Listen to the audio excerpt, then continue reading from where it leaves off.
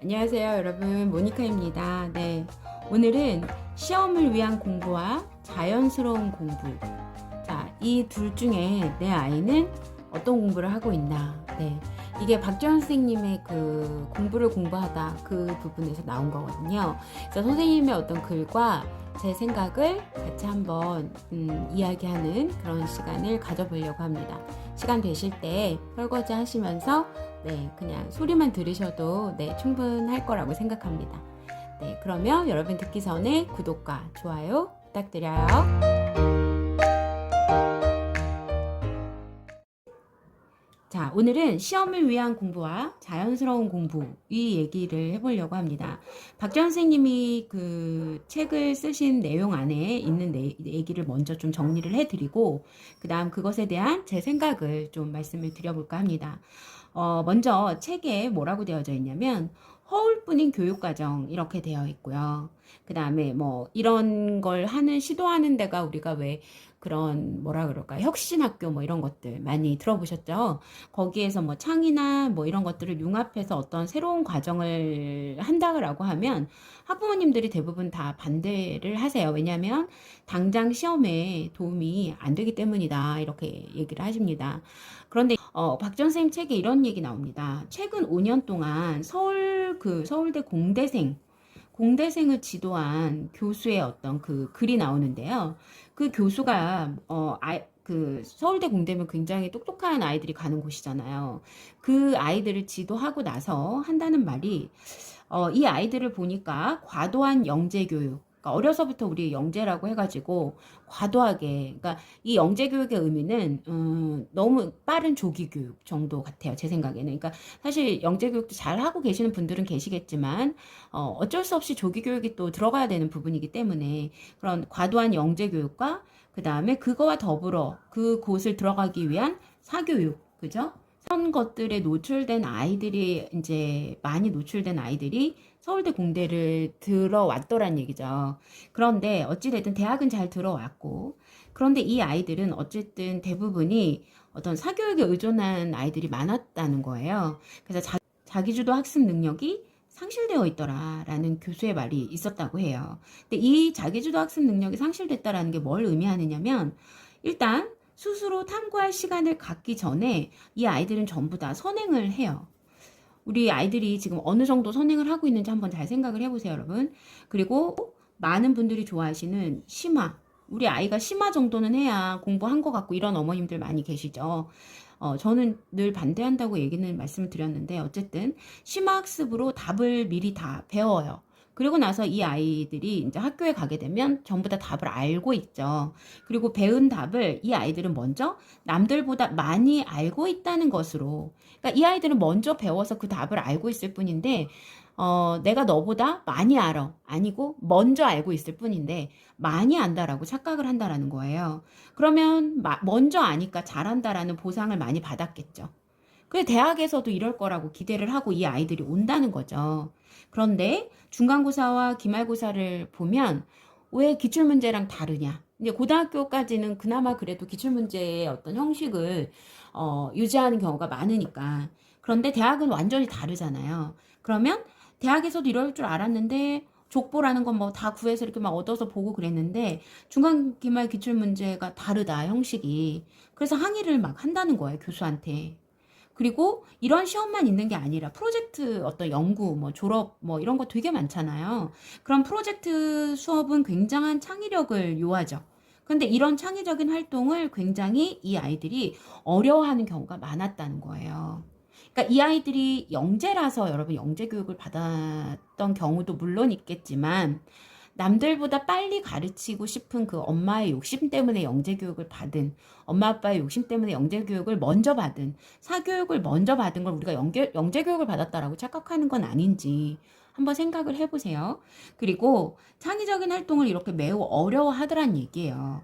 그래서 그리고 대부분의 아이들이 전부 다 특목고 출신이 많았죠. 여러분 왜 그래서 특목고 보내야 된다고 막 또 역으로 컨설팅 하시는 분들이나 이런 분들은 왜 특목고를 보내야 되는지 뭐 설명드리겠습니다. 이러면서 설명하시잖아요.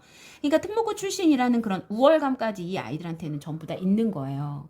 저는 요새 이 우월감이라는 단어가 굉장히 싫었어요. 백인 뭐 우월감부터 시작해가지고 굉장히 싫었는데 이 아이들도 어떻게 보면 종류만 다를 뿐이지 나 특목고 출신이야 라는 우월감이 있더란 얘기죠. 그런 우월감 속에서 일단 들어왔는데 대학에 갔더니 일반고생들하고 차별이 좀 줄어드는 것 같아. 자기가 안 튀어. 그런 거에 대한 것을 굉장히 불안해 하더래요. 이 아이들이. 교수가 한 얘기니까 여러분. 그래서 이 교수가 바라봤을 때에는 이 아이들은 자신의 길을 찾으려는 어떤 그런 노력을 좀 노력이 다른 아이들에 비해서 부족하더란 얘기. 왜냐하면 내가 이미 되게 뛰어난 아이라는 착각을 갖고 살고 있기 때문에 물론 다 그렇다는 얘기는 아니겠죠, 여러분. 다 그렇다는 얘기는 아닌데 그래서 자신의 길을 찾으려는 어떤 그런 노력이 부족해 보이고 그러다 보니까 그냥 뭐 코스처럼 치대나 또는 뭐 유학 그 다음에 뭐 여기서 안 되면 뭐 로스쿨을 좀 들어가 볼까 뭐 이런 식으로 해서 괜히 학력만 연장을 시키면서 다른 학생들과 어떤 구별되는 나는 너랑 달라 이러한 어떤 소속을 원하고 있더라는 얘기예요. 소속 되기를. 그래서 저는 이거를 보고 이러한 패턴으로 아이들이 길러지면 굉장히 무섭겠다라는 생각이 들더라고요. 그러니까 그렇지 않은 부모님들도 물론 계시겠지만 특목고를 나와서 좋아요. 사립초등학교부터 시작할게요. 사립초 다 그렇다는 거 아니에요, 여러분. 사립초, 중, 그 다음 내가 거기서 우리 애가 특목고까지 성공했어. 그걸 성공이라고 얘기하죠, 어머님들은. 성공했어. 그리고 특목고를 가야 좀 잘하는 것 같고, 엄마 어깨도 좀 올라가고, 특목고까지 가서 거기서 어찌어찌 해서 사실은 과학고 간 아이들이요, 여러분, 수능을 거의 보지 않습니다. 그래서 수능을 보면 저 아들 친구도 거의 3등급밖에 안 나왔었어요. 그러니까 일반고 아이들이 정말 피나게 노력하는 것보다 과학고 아이들은 이미 고등학교에 가서 그들의 스펙을 쌓은 거를 가지고 학종이나 이런 것들로 가는 게 유리하기 때문에 가죠. 근데 여러분 생각해 보세요. 저는 이 글을 읽고 뭘 생각했냐면 그렇게 해서 고등학교에 갔어요. 그렇게 해서 대학교에 갔어요. 좋아요. 서울대를 갔다고 쳐볼게요. 서울대를 갔단 말이에요. 그러면 서울대를 갔을 때 이 아이들이 과연 정말 잘 적응할 수 있으면 정말 다행인데 그렇지 않은 친구들이 많다라는 얘기예요. 그래서 교수들이 이런 얘기를 자기주도 학습을 할 줄 모르고 사교육에 너무 어려서부터 계속 시키는 대로 하는 공부만 해왔고 기출문제가 있는 공부만 해왔고 남과 협업하고 뭐 이런 프로젝트 수업이나 이런 거를 좀 어려워하는 그러한 아이들이 돼가고 있는 건 아닌지 다 그렇다는 거 아니고요. 여러분 다시 한번 말씀드리지만 한번 뒤돌아볼 필요는 있겠구나. 그리고 무조건 그렇게 가기 위해서 특목고를 꼭 가야 되는지 다시 한번 생각해 볼 필요도 있겠구나라는 거예요. 그게 왜 그러냐면 여기 이제 보세요, 여러분. 자, 요즘 아이들 일반고나 특목고나 다 마찬가지래요. 박지원 선생님 말씀에 실패에 대한 과도한 두려움이 있다는 거예요. 그러니까 만약에 사실 그래요. 중학교에서 시도해 볼 수 있죠. 특목고 가는 거. 근데 여기서 붙은 애가 있고 떨어진 애가 있을 거 아니에요.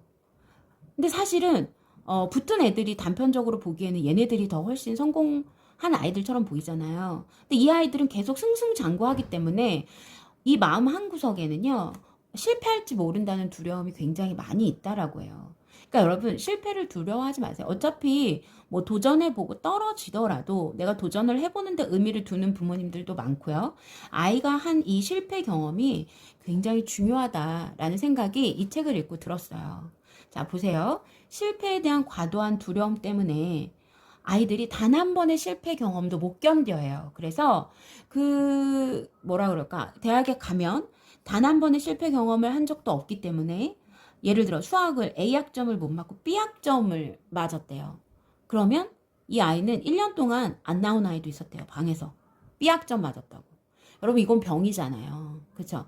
그러니까 여러분들이 이렇게 심하게 어머님들이 이렇게 심하게 하시는 분들은 안 계시겠지만 나는 안 그렇게 하더라도 아이는 나도 모르게 이렇게 실패하는 걸 두려워하는 아이로 키워질 수 있다는 거예요. 그러니까 뭔가가 성적도 좀 떨어져 보고 고입도 좀 실패해 보고 이런 아이들이 그 실패 경험들이 사실은 나중에 정말 뭔가에 하나 매달려서 내가 진짜 노력을 해야 더 이상 실패하지 않겠구나라는 걸 알게 하는 거죠. 그러니까 그런 경험을 하면서 커가는 게 좀 더 자연스럽지 않을까? 이런 생각을 저는 했습니다. 자, 예를 들어 여자친구가 힘든 이야기를 남자친구한테 와서 해요. 근데 그 남자친구는 이런 말 듣는 것도 너무 힘든 거예요. 그래서 결별 선언을 하는 그런 아이들이 요즘 세대 아이들이라고 책에 나와요. 그러니까 사실 저는 아직까지 이렇게 심한 경우는 못 봤어요. 못 봤는데 그러니까 사실 꼴등도 해보고 그 다음에 1등도 해보고 그런 다양한 경험을 아이들이 하는 게 더 낫겠다라는 생각이 들더라고요, 저는. 왜냐면 계속 승승장구하는 게 과연 좋을 것인가. 네. 그래서 그 아이들이 이렇게 단 한 번의 실패한 경험도 없이 어떻게 힘든 세상을 살아갈 수 있겠어요. 그래서 이 아이들이요, 나중에 대학에 가서 방황을 진짜 많이 한대요, 여러분. 자기가 이거 왜 왔지? 이런 생각부터 시작해서. 근데 그때라도 그걸 좀 알면 다행인데, 회피하고 그냥 이렇게 로스쿨을 간다든가, 유학을 간다든가, 요렇게 그런 다른 회피할 수 있는 그런 길을 택하는, 그렇지 않고 유학을 선택하는 경우도 있겠지만, 그렇지 않은 경우를 많이 보셨다는 거예요. 그래서, 그들만의 어떤 코스가 있어요. 그들만의 코스. 좋은 성적을 가지고 명문대에 입학을 해요. 그리고 높은 지위와 권력. 그쵸? 높은 지위와 권력을 가진 어떤 그런 코스로 가는 그런 코스가 가는 게 여러분 과연 이게 아이들이 원하는 삶일지 한번 생각을 해보란 얘기죠. 이런 분들 신문에 자주 나온다라고 써 있어요. 네, 좋은 일로 나오면 다행인데 그렇지 않은 경우도 많으니까. 그래서 이 좋은 성적만 가지고 명문대를 입학하고 이 아이들이 뭔가 자기의 어떤 미래에 대한 생각이나 이런 것들이 없이 그냥 높은 지위와 왜 그런 권력을 탐하는지도 모르는 채 그런 권력을 탐하게 되는 그런 사례들도 많이 있다라는 거예요. 그래서 남을 이기기 위한 수단으로 활용되는 시험 공부만 한 것이다 라는 얘기예요. 그러니까 우리 아이들이 이렇게만 남을 이기기 위한 수단으로만 활용되는 시험 공부만 하고 거의 잘한다라고 보셔도 될 것 같아요, 여러분. 그러니까 굉장히 안타까운 일이죠. 그러니까 제가 드리고 싶은 말씀은 무슨 얘기를 하는 거냐면 봐봐요. 박재원 선생님도 그렇게 말씀하셨어요. 진짜 공부를 해본 적이 없는 아이들이 많다라는 거고 시험 공부밖에 해보지는 않았다. 사실 그렇죠. 이게 현실이죠. 중고등학교에. 그렇죠. 그래서 우리나라 아이들은 대학만 들어가면 어때요? 다 일단 제쳐두고 놀잖아요. 그러니까 저는 이게 되게 반대예요. 들어가기는 좀 쉬워져야 아이들이 무한 경쟁하지 않고 여유가 좀 있을 거고 정말 성인이 됐을 때 들어가서 자기가 정말 하고 싶은 공부를 찾아서 마음껏 할 수 있게끔 대학에 가서 그거를 펼쳐야 되는데 그렇지 않은 경우가 많다라는 얘기예요. 그래서 제가 하고 싶은 말을 이제 한번 해보도록 할게요. 저는 여러분 어떤 말씀을 드리고 싶냐면 아이들이 만약에 실패를 두려워하는 이유 중에 하나가 뭐라고 생각하세요?